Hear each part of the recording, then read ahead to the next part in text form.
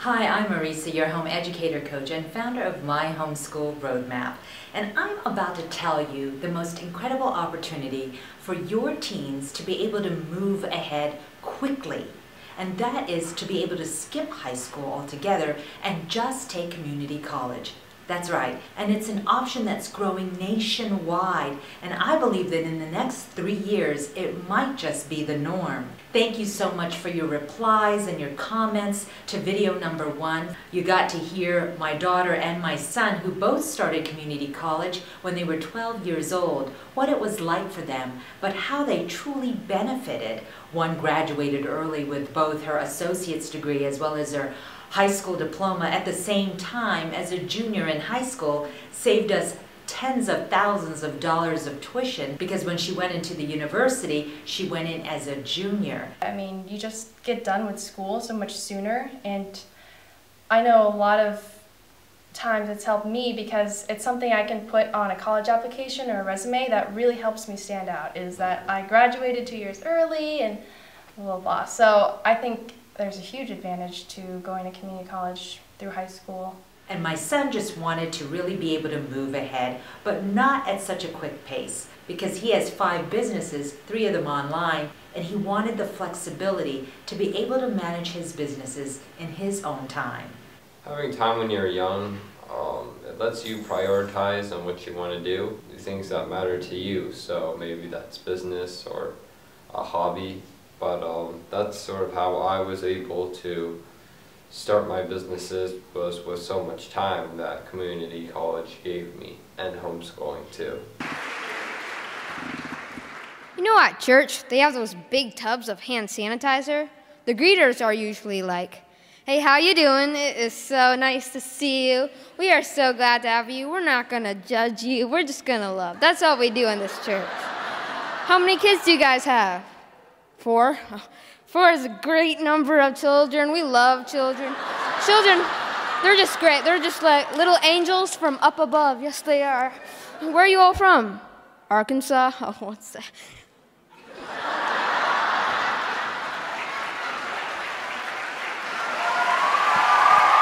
What we loved about it as parents is it still gave us a lot of time with our teens.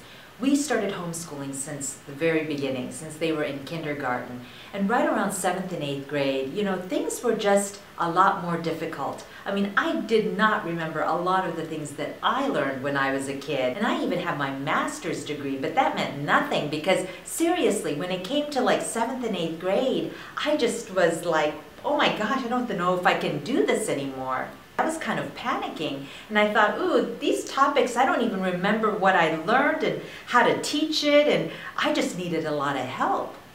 And that's what made me begin my search for another option, but it was an option that allowed our children to still spend the majority of their time at home, so that we as parents could still have the major influence in their lives, that we can still pour into them and be able to teach them our values and our faith, along with life skills, and being able to just coach them and encourage them and still be in their world.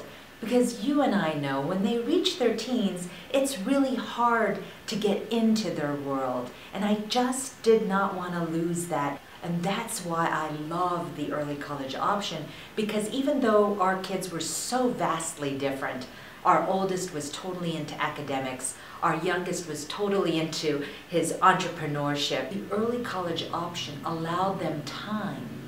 It allowed them the flexibility to discover and pursue their own passions in a very organic and natural way. It gave them time to mature and gain the confidence that they needed, and I believe that was because they had the time. Now, I understand that this option is not for every teenager, and I think the perfect candidates are teens that are ready to really move ahead, that want to feel challenged, that are looking for something new, to help motivate them, to give them more purpose. And I truly believe you're going to hear more and more success stories of teenagers going into community college and skipping high school altogether. There would be times, especially in my first semester of community college, because I was only 14, and then I would be like leading the group projects in my math class specifically, I remember. And then people would just like ask me like, wait, how old are you? Because I would look younger, and I just like, oh, I'm 14, and they'd just be like, oh my gosh, like what? Because I would be like leading the group, and I would know what I was doing, and wasn't like I was just like this little kid in there, like I was handling myself, and I was just one of them. And they would always be like really surprised, and lots of times they were confused, and they didn't know like that people even did that. Like not many people know that there are homeschoolers out there who will go to community college. So it was really surprising for most people, and I had to explain myself a lot, just like every single semester, to a bunch of different people. I don't regret it. Of course, there are a lot of other people, some of which my friends have told me a lot, that they don't think they could do that or don't really want to do the whole community college thing and not go to high school, because they really enjoyed high school and making friends and going to dances and things like that.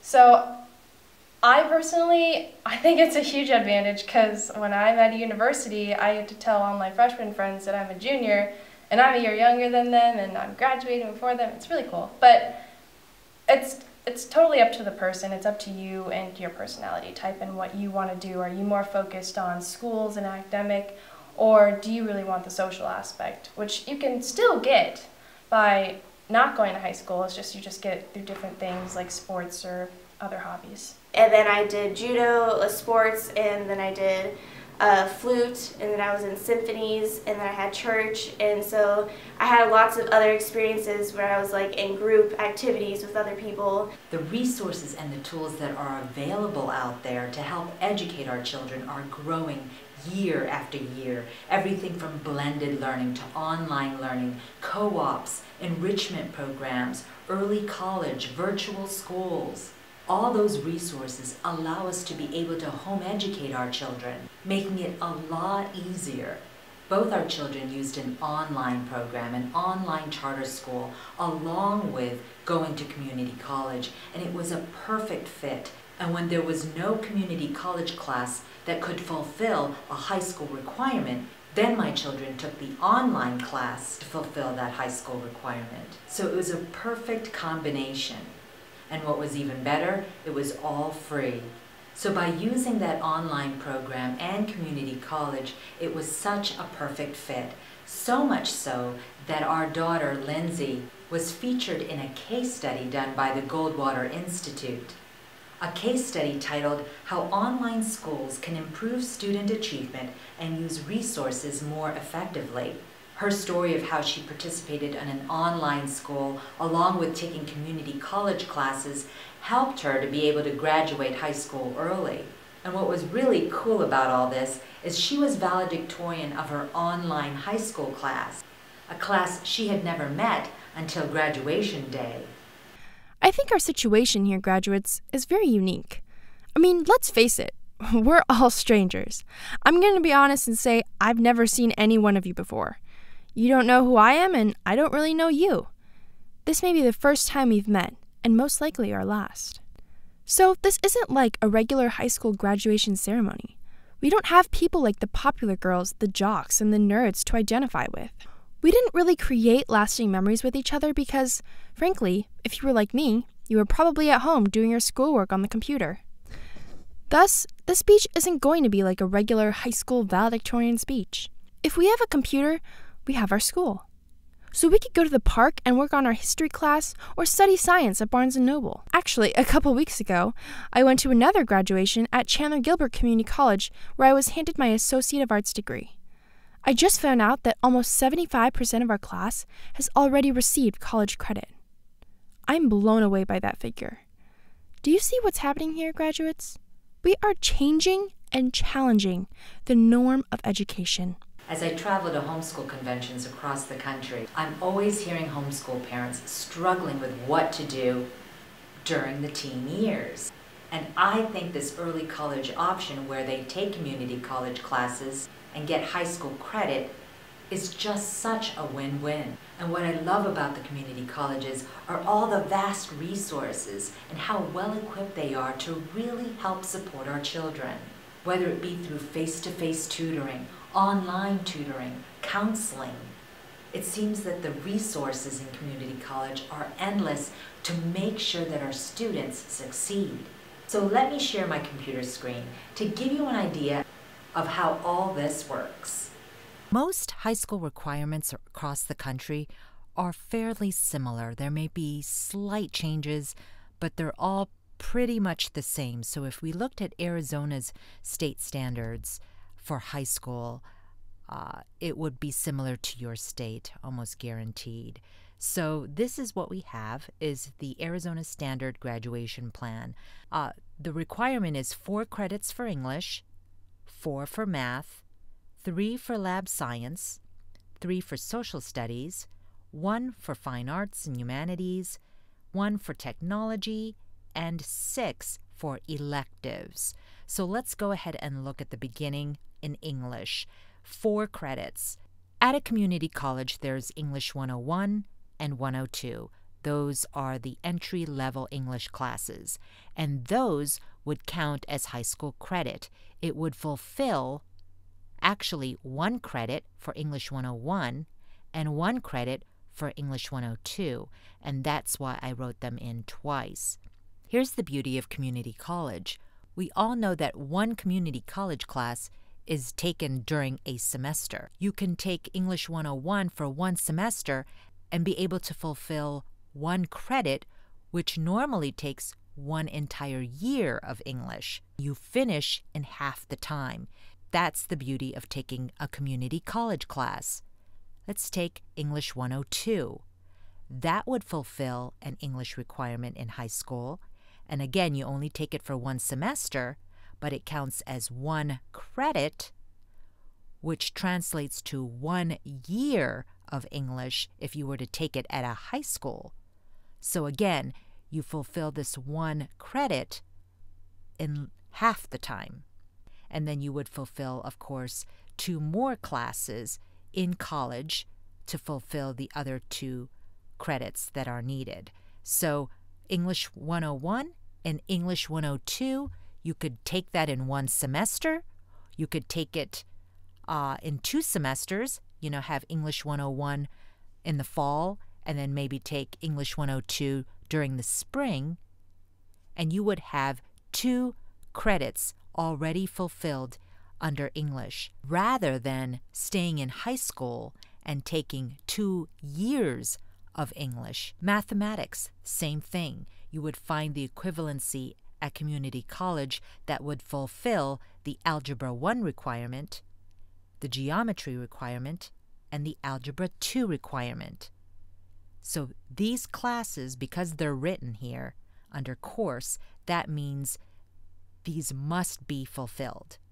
And then notice that it's empty here, and the reason for that is that they let you choose which upper level math class you would like to take that's beyond Algebra 2. And that would fulfill 4 credits of math under high school requirements.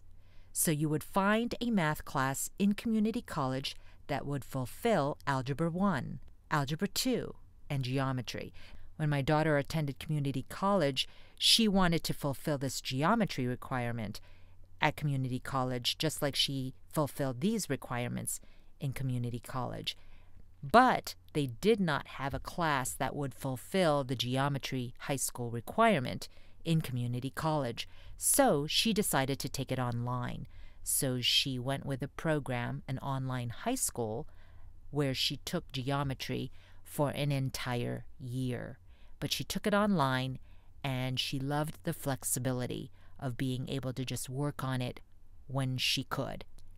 The reason she would have preferred taking this in community college is because she could have finished this year of geometry in 1 semester.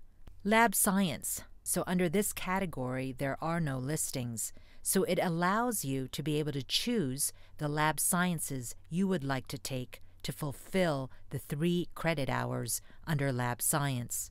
So my son took Biology 100 along with a lab, and that fulfilled 1 credit. My daughter took Bio 182, and that fulfilled 1 credit. And both of these had lab because they must have a lab included in that science class in order for this to count. Let's go on to social studies. So there's world history that must be taken. There's American or Arizona history that must also be taken, American government, and economics. Economics, for instance, this is interesting. My children could have taken the economics class like at an online high school for a year and fulfilled this requirement. However, my son, he decided he would take Econ 211 and Econ, or Economics, 212. So this is one of those unusual classes. Usually it only takes one economics class to fulfill 1 credit of economics in high school. However, because this only covers microeconomics and this one only covers macro, and they needed both, then they were required to take both. Now, the reason my son also decided I'm going to go ahead and take both these economics classes is because both these classes are required for his major, business entrepreneurship, at Arizona State University. So he decided, why not just go ahead and take both these classes, and I'll be fulfilling this economics class in high school as well as my major. So that worked out really well. American government can be fulfilled by taking POS 110, which is Political Science 110, at the community college. So that would fulfill this American government class. But as a business entrepreneurship major, it would be considered an elective. But this class would count at Arizona State University, so he doesn't have to take it there. He can take it here at the community college level and have it count again for the university as well as the high school. Let's go to fine arts and humanities. This is a really easy one to fulfill, as well as technology, and then of course your electives, which are any classes really that you take at the community college that are 100 or 200 level courses.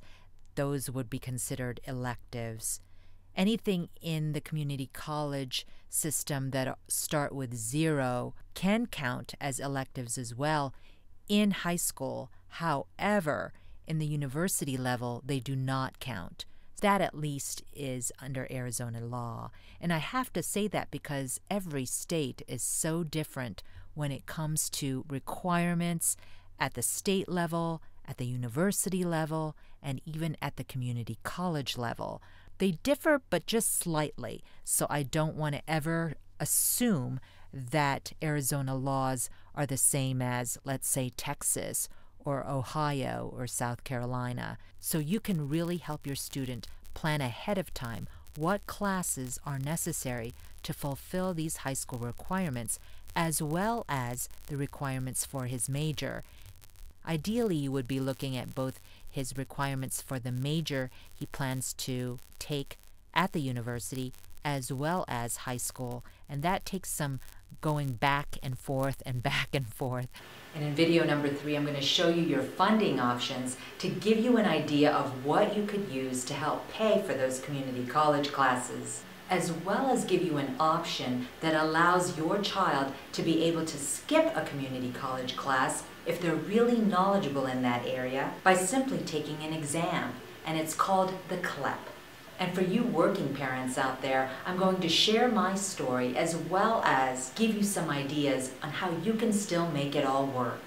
If you missed video number 1, just click on your top right and watch the story of 2 very average teens successfully going to community college when they were 12 years old, and how it was able to transform their life, and how this option really gives us more time to strengthen our relationship. And you're not going to want to miss that. Now, I'd love to hear your comments on this video, so go ahead and post below. Let me know what you think. Let me know your questions, and I'll be sure to answer them. And remember, been there, done it, and I know you can too.